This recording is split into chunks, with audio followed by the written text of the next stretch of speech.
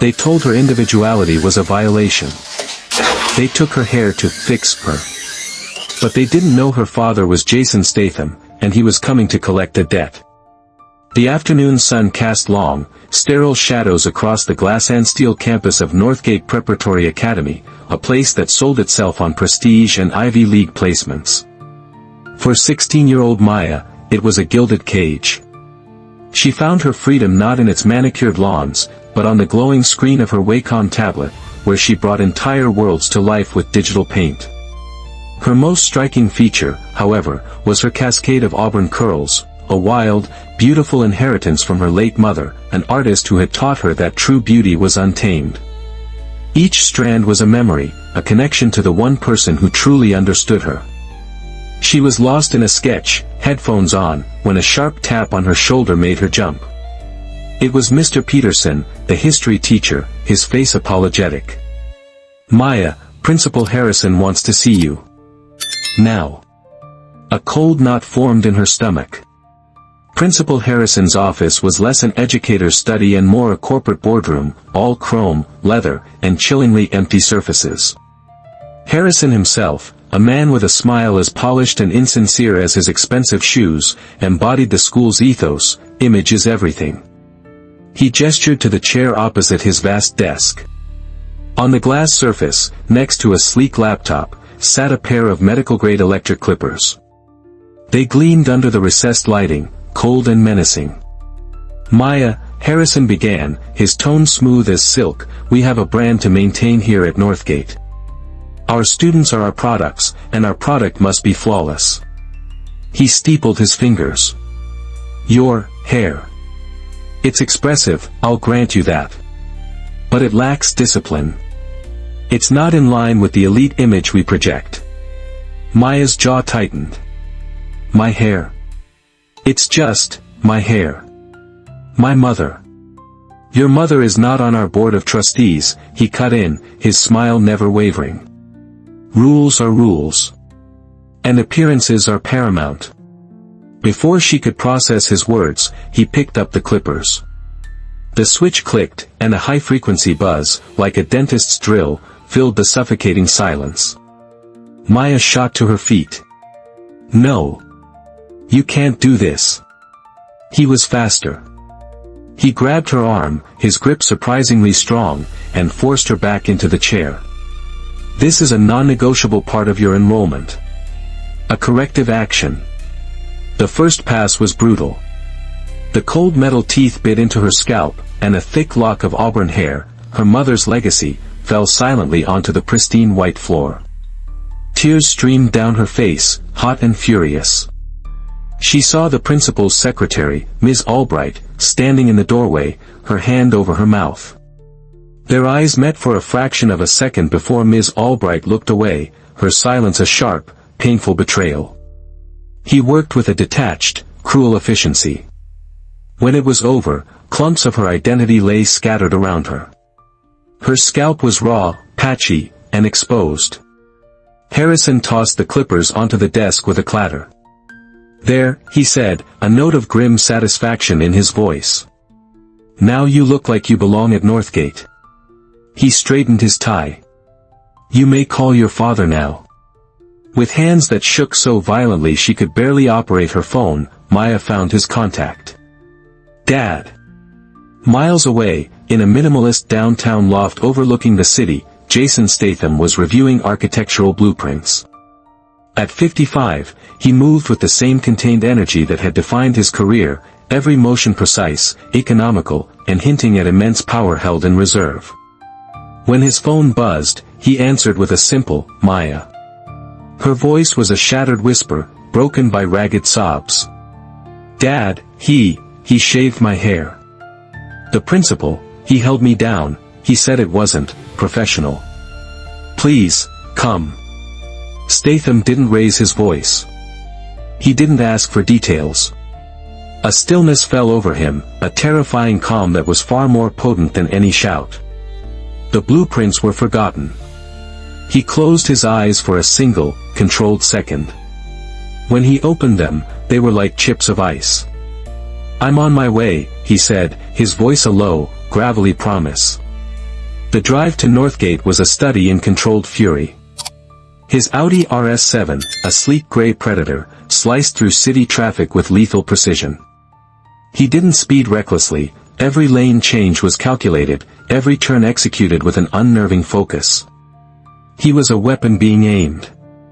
When the Audi pulled up to the Academy's grand entrance, it was as if the car had sucked all the sound out of the air. Students lounging on the steps fell silent. They didn't know who he was, but they felt the shift in atmosphere. This was not a parent arriving for a meeting. This was a reckoning. He stepped out of the car, dressed in a tailored black jacket and dark jeans. He didn't slam the door, he closed it with a soft, ominous click. He walked towards the main doors, his stride purposeful, his gaze fixed. The receptionist, a young woman accustomed to dealing with wealthy, entitled parents, looked up with a practiced smile. "Sir, can I help you?" "All visitors must." "I'm here for my daughter," Statham stated, his voice flat, cutting through her script. He didn't break his stride. She instinctively shrank back in her chair, the protest dying on her lips. He was already past her desk and down the hall, a storm moving through the sterile, silent corridors of Northgate Academy. Maya was huddled in an empty classroom, trying to make herself invisible. A sympathetic teacher had ushered her there, away from the prying eyes of other students. The door opened softly. "Dad." Statham entered, his presence instantly filling the room. He didn't speak. He knelt in front of her, his movements fluid and deliberate. He gently tilted her chin up, his eyes taking in the raw, uneven patches on her scalp, the tear tracks on her cheeks. His jaw muscle clenched, a single, telltale sign of the rage simmering beneath his controlled exterior. Then, with infinite tenderness, he reached out and let his knuckles graze the rough stubble on her head. It was a gesture of profound comfort and unspoken fury. "Who did this?" he asked, his voice quiet. "Principal Harrison," she whispered. He stood up slowly, the weight of his anger making the motion seem heavy. "Stay here." Harrison was in his office, admiring the view, a cup of espresso in hand. He was feeling pleased with himself, having reinforced the school's standards. The door flew open with such force it slammed against the wall. Harrison spun around, his composure shattering as Jason Statham stepped inside, closing the door behind him with a definitive click. "Mr. Statham," Harrison stammered, trying to regain his footing. "I assume Maya has told you her version of events, but I assure you, it was a necessary disciplinary action." Statham took a step forward. The room suddenly felt much smaller. "You touched my daughter." It wasn't a question. It was a verdict.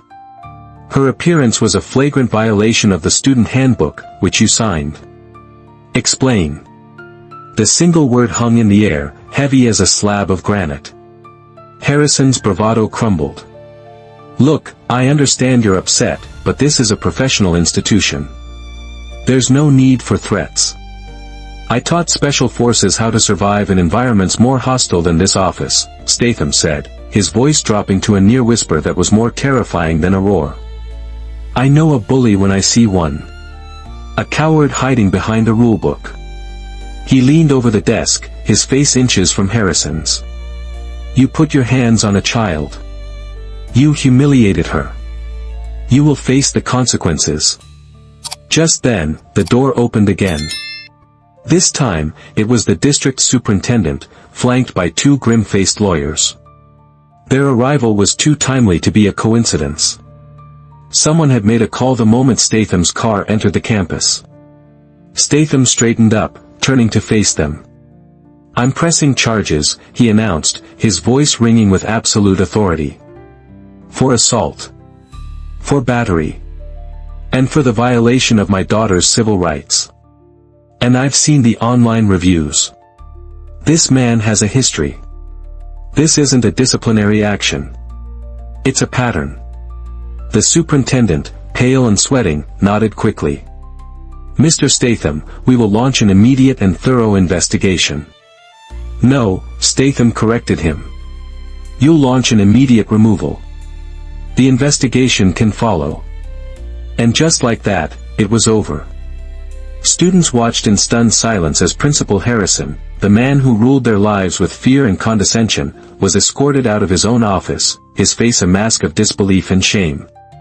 The story didn't just leak, it exploded. Within hours, a photo taken by another student, of Statham walking Maya out of the school, his arm protectively around her, her head held high despite the tears, went viral. The hashtag #StandWithMaya was born, and it became a global wildfire. The internet did what it does best, it dug. Old complaints against Harrison, stories of him targeting minority students or those who didn't fit his brand, resurfaced with a vengeance. The next afternoon, a podium was set up outside Northgate's imposing gates. It wasn't a school-sanctioned event. It was Jason Statham's. Reporters, parents, students, and activists formed a massive crowd, their phones held high. Statham emerged, not in a suit, but in a simple dark coat. Beside him stood Maya. She had a fresh, clean buzz cut now, and the fear in her eyes had been replaced by a quiet, steely resolve. She was her father's daughter.